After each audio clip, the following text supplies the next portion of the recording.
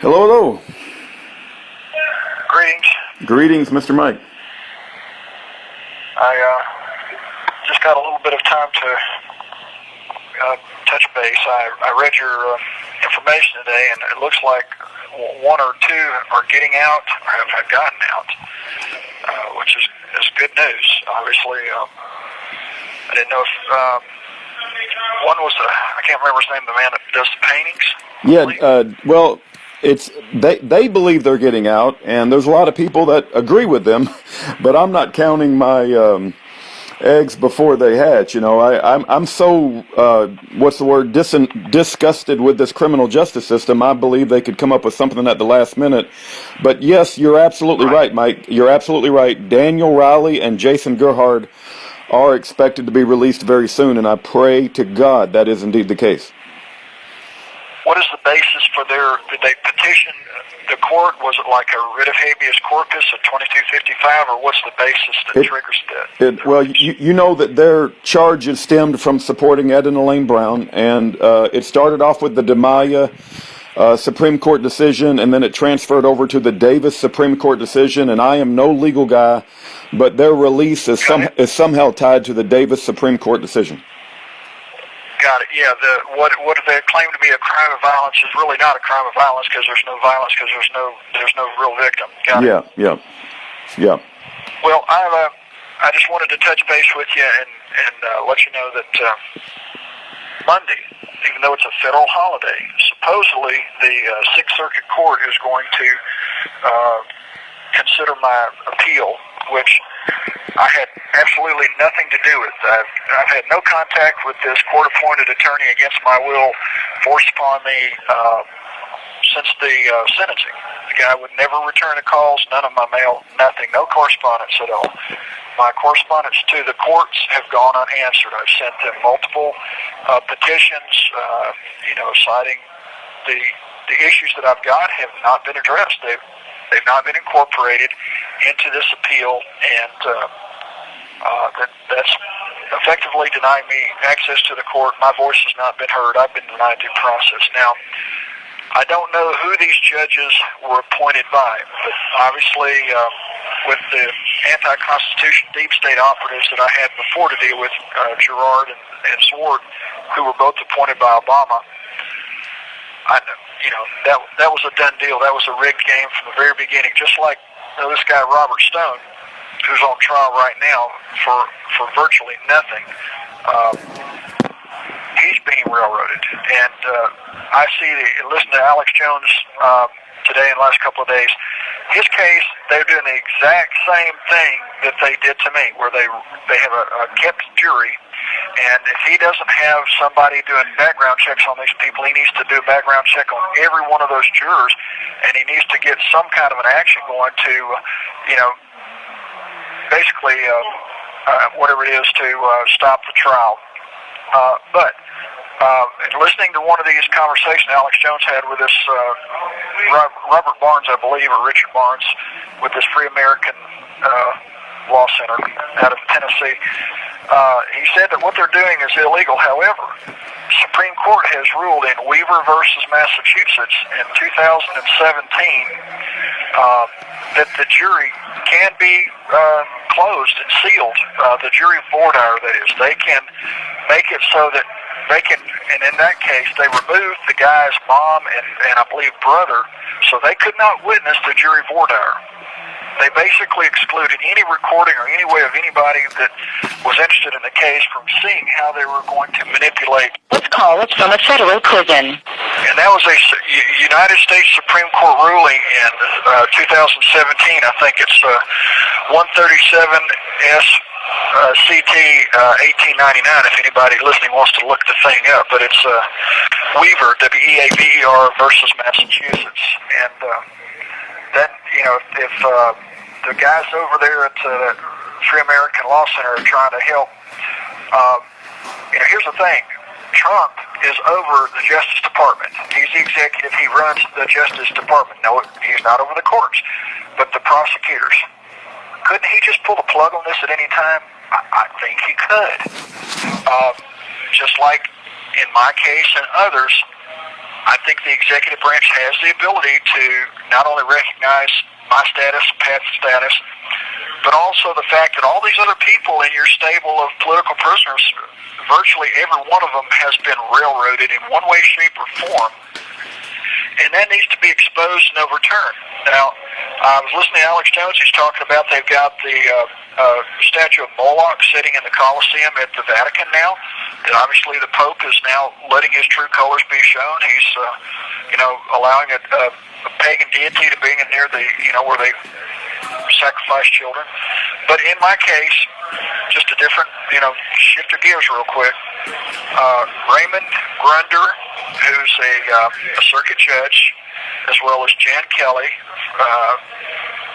Raymond Grunder's from St. Louis, Jan Kelly from Cedar Rapids, and Ralph Erickson from Fargo, North Dakota.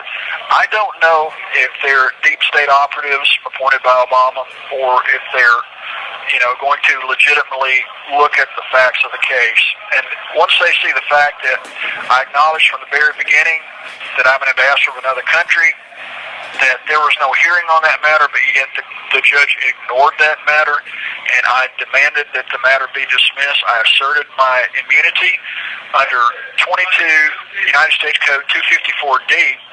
That's all I've got to do.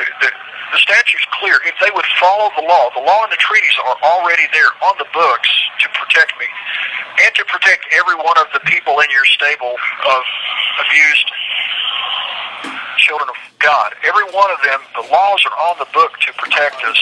The Constitution is there, the statutes are there, if not for the fact that they will not apply them. They're manipulating and twisting everything to the benefit of the corrupt system to keep the prisons full. I've got a roommate that should be getting out in 15 days, but yet they say he's still got 2 years to go. They're just denying him the jail credits that he's due. This is an abuse of power. But I'm going to ask anyone listening to my voice, if you feel so compelled, I would ask that you would pray to the Holy Spirit to touch upon these justices, Raymond Grunder, Jan Kelly, and Ralph Erickson. Pray that the Holy Spirit would touch upon them the seriousness of the acts that they do to either lift up one who's been persecuted and falsely accused and order his immediate release, or risk their eternal damnation for continuing the perpetuation of the destruction of a child of God who's harmed nobody. And I ask those that are of a mind to consider that prayerfully, because they hold the power to order my immediate release, and they ought to do. Yeah. And I think we need to pray for these people, pray for their souls, pray for their families, pray for them to have the courage to do what's right. I know that there is, every one of these bureaucrats are not bad. I understand that there's those that want to come forward that are afraid to. But you got to cut the lace off your panties at some point. If you're on the fence, as I say, Satan owns the fence. You're either going to, in the culling as I see it, I'll keep saying this because this is what I see. People, they have to choose. And when they are siding with Satan and his minions in the deep state, they're Satan's. They've just sold their soul. Yep. Hey, Mike, real quick. I got a letter from a guy who's been in prison for 13 years. He was teaching classes how to fight the IRS. The prosecutor in his case said it's the biggest tax case of the 21st century, and one of his clients was Wesley Snipes. He wrote a Yep.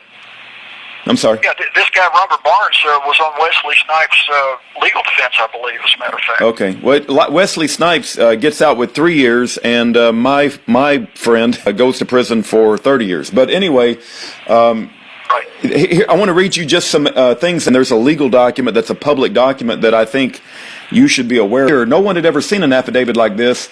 We all sent letters to the U.S. Attorney's Office, the clerk of the court where the trial was held, and the attorney who had defended the inmates. To date, no one has been able to get that affidavit, even though it is not exempt from disclosure. Are you starting to smell a boatload of rotten fish? He goes on to say, he said, I would demand to see a legal document that has the name of the person they are looking for on it. Reason, it is a legal document. It will always be written in all caps. I would then state, I am not a party to this action, as the entity and I are not the same entity. He goes on to say, a question that I have been asked more than once regarding the all-cap name. People have challenged the all-cap name in court. Why did they lose?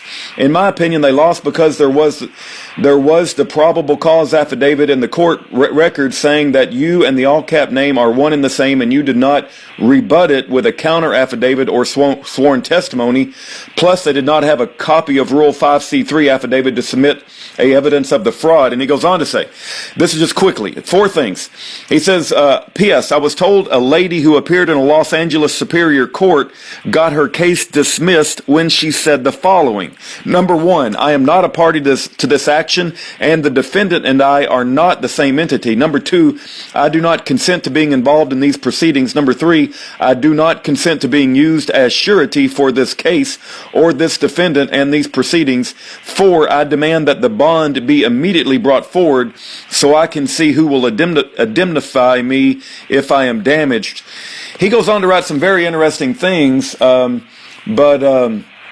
anyway, I don't know if any of this is applicable. I don't claim to be an expert in this. It is. It's the stuff. If you listen to my first trial or the hearing I went before this court, I said I'm not the trustee, surety, fiduciary, acceptor.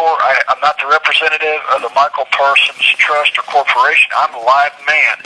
I have nothing to do with that. That is not me. And I asserted that. I rebutted that on the record and in every motion, and at the top of everything. I'm there by special appearance. I'm a live man. I make that clear. I am not that all capital letter name. That's not me. And I never said that that's my name in all capital letters. I never said that. That's the lie that the judge said to satisfy some prior judge's ruling. That's not my name. That's not me. It's not my name. That's a non-living entity, and the term individual. This call is from a federal prison. People get hung up on this concept. Well, a person in 922 little g little 1 is a human being. It's not. The individual is an entity of one, and I've asserted that. And I'm going to, once I get stamps, I'm going to try to send you now. I've gone through the resources I've had sending mail to the court. Of course, I've got to send it certified to make sure that I've got a paper trail and some numbers that maybe I can get. But if you can send me that information that you just read, if you have the ability to type it up and email it to me. No, I'm going to scan it. I'm going to scan it and mail it to you. Can I mail it to you? I don't know if I'll get it or not. I got some religious books the other day, so obviously they let me have those. So I don't know if they're backing off the mail issue now or not. I sent you. Did you get my email where I told you about try again? Yeah, I did get that. Yeah. Okay. Can you tell that I sent it to a bunch of people, or is it only to you? From my perspective, it's only to me. I can't see who else you sent it to. Okay. All right. Well, that now I know. So. If you feel compelled to try to send it, great, I'll try. But if you could somehow email that to me, if you can, I understand. Yeah, I understand. I'm gonna scan it and try to mail it to you, and I pray they let it through because it's just it's a legal document. There ain't no freaking way, man. So right. There's a guy that ran for Conservative Constitution Party, Libertarian Party, something like that a few years ago. He's an attorney here in Memphis. He was the vice presidential candidate, and I can't remember his name off the top of my head. He's an actual friend. His name just slips my mind. But if you happen to be able to, or if anybody can reach out to him and ask him to come visit me, perhaps then he can bring me some of these documents and I can get this stuff, him being an attorney. I pray that somebody has access to people that have the skill sets that you need, Mike. I know you're in a fight for your life and your wife's life, and I pray that something happens very soon. Schaefer got sentenced to 188 months this week, and it was a kick in the gut to many of us. Yeah, and he needs to keep fighting. I know he will, but everybody's got to. The more exposure, the better. I don't know that these judges are going to show up at that courthouse. I believe all the federal buildings are closed on Veterans Day, but apparently they're going to decide my appeal, whether they do it from the confines of their office at home, or if they make the trip down there. I can't see them making it